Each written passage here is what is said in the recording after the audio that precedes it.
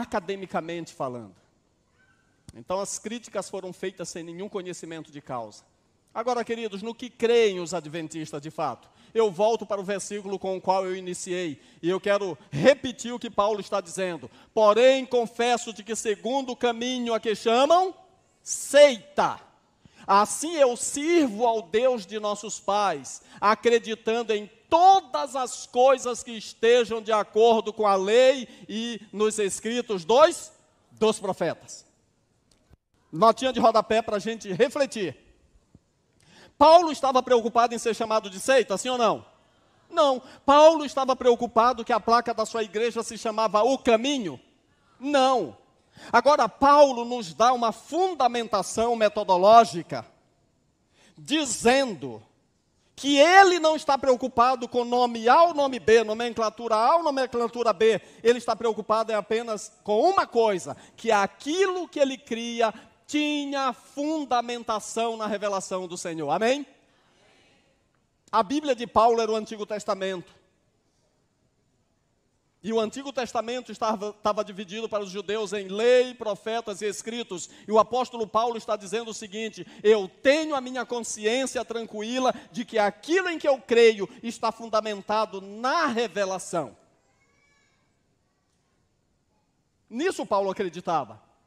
Agora, queridos, o apóstolo São Pedro, inspirado por Deus, ele diz uma coisa fantástica. Ele fala assim: mas ainda que venhais a sofrer por causa da justiça, bem-aventurados sois, não vos amedronteis, portanto, com as suas ameaças, nem fiqueis alarmados. Antes, santificai a Cristo como Senhor em vosso coração, estando sempre preparados para responder a todo aquele que vos pedir razão da esperança que há em vós. Fazendo-o, todavia, com mansidão e temor, com boa consciência, de modo que naquilo em que falam contra vós outros fiquem envergonhados, os que difamam o vosso bom procedimento em Cristo. Porque se for da vontade de Deus, é melhor que sofrais por praticar, diz o que é bom, do que praticando o mal. Irmãos, eu amo a minha igreja. Eu amo ser adventista do sétimo dia. Sinceramente. Sabe por quê? Por causa da coerência bíblica dessa igreja. Só por isso. Só isso. A igreja é perfeita? Claro que não. Aqui tem defeitos demais. Muitos defeitos. Tem gente que não gosta de mim, tem uns que falam mal. E graças a Deus que não é só de mim, fala de você também. Ok? Então está todo mundo no mesmo cesto, né? Quando eu vou batizar alguém na igreja adventista, um dos textos que eu faço questão de ler é Mateus 22, verso 10. Que a sala do banquete ficou cheia de bons e maus. Bons e maus. Então aqui tem gente boa e gente má. Entendeu? Gente boa e gente má. Eu não sei quem é bom. Aliás, eu sei. Eu sou. E sabe o curioso? Cada um de vocês olha no espelho e diz assim: eu sou bom também. Todo mundo na igreja é bonzinho. Eu não vou questionar isso. Eu só quero dizer uma coisa. Nenhum de nós tem autonomia para dizer quem é trigo e quem é joio.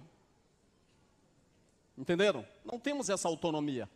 Isso é com Deus. Isso pertence ao juízo.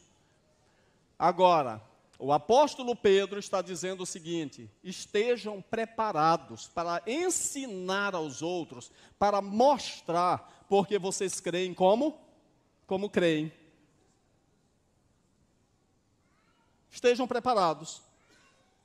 Agora, irmãos queridos, eu quero e preciso dar um puxão de orelha na minha igreja. Posso dar? Quantos livros você lê por ano? Quantos livros? Às vezes eu fico pensando na minha infância, e eu tenho algumas reclamações sobre o meu pai.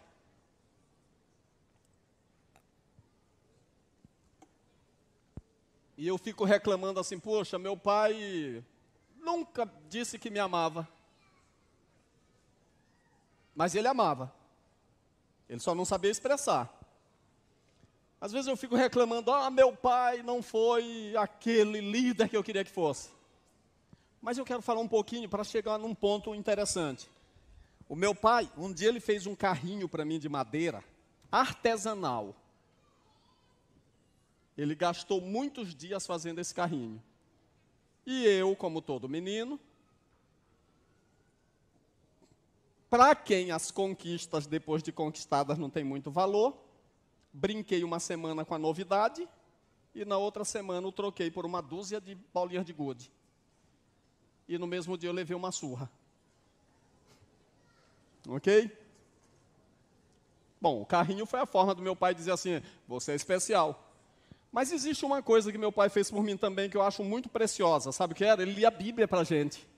Ele amava ler a Bíblia para a gente. E isso foi um legado do meu pai. Minha mãe levava a gente para a igreja, mas a leitura foi meu pai. Agora, o meu pai me contou uma história, que eu vou reproduzir aqui para vocês entenderem um pouquinho das minhas neuroses. Meu pai disse assim, eu fui num culto uma vez, um culto ecumênico.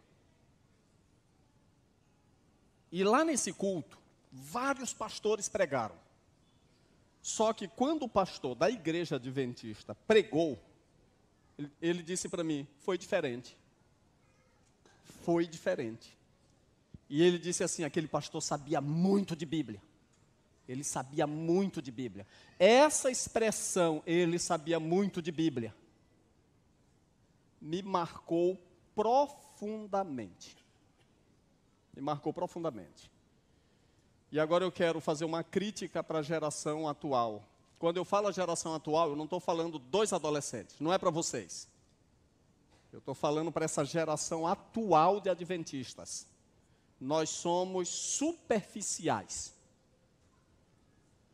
As nossas doutrinas não são superficiais, nós somos. Nós precisamos conhecer aquilo em que nós cremos. Nós precisamos nos aprofundar mais. Sabem por quê? Porque quando surgem críticas desse tipo, alguns ficam, é ou não é, aceita ou não é, que papo é esse? É para crer no dom profético de Ellen White? Não, isso aqui mexeu com a minha fé. Gente, isso nem me abala, nem um fio de cabelo, apesar de poucos. Sabe por quê? Eu sei no que eu creio. Agora eu pergunto para os irmãos que estão aqui me ouvindo, você sabe no que você crê? Você sabe por que você crê? Um dos graves problemas da nossa geração é fazer o que faz, mas sem saber por que faz e o que faz. Nós precisamos ter definição de identidade. E eu quero dizer para cada um de vocês, esse livro aí, Nisto Cremos, que é o resumo das crenças dos adventistas do sétimo dia, ele deveria ser lido 1, 2, 3, 4, 5 vezes por todos aqueles que são batizados nessa igreja. Amém? Coloque na sua agenda esse livro, para que você saiba no que você crê. E eu quero também desafiar os nossos críticos que leiam esse livro. Quando você for falar mal da igreja adventista do sétimo dia, pelo menos se fundamente, diga assim, eu vou detonar com a igreja adventista, mas primeiro eu vou ler o que eles creem. Leia! Estude! Mas não saia por aí falando do que você não sabe, criticando o que você não conhece. E eu quero dizer também para vocês, irmãos e irmãs, e agora eu falo de uma forma generalizada, para adventistas e não adventistas, que no último momento de Jesus com seus discípulos, ele disse assim, vão e façam discípulos de todas as nações, batizando, mas também o quê? Ensinando-os a guardar todas as coisas que vos tenho ordenado, e eis que estou convosco todos os dias até a consumação dos séculos.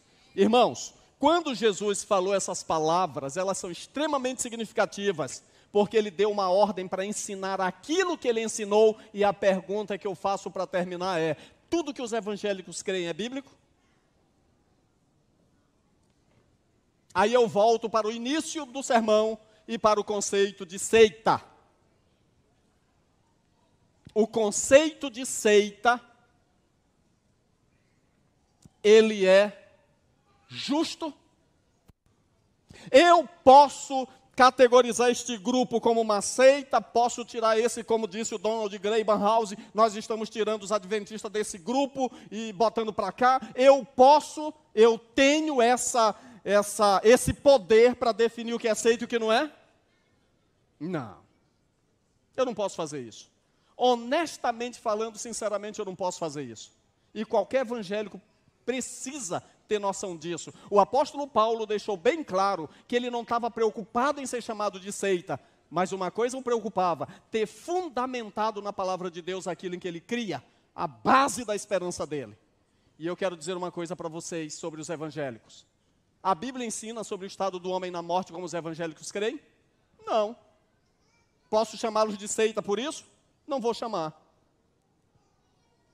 Mas se eu pegar a luz do conceito, o conceito pode me fazer categorizá-los dessa forma. Mas não vou fazer, não posso fazer isso.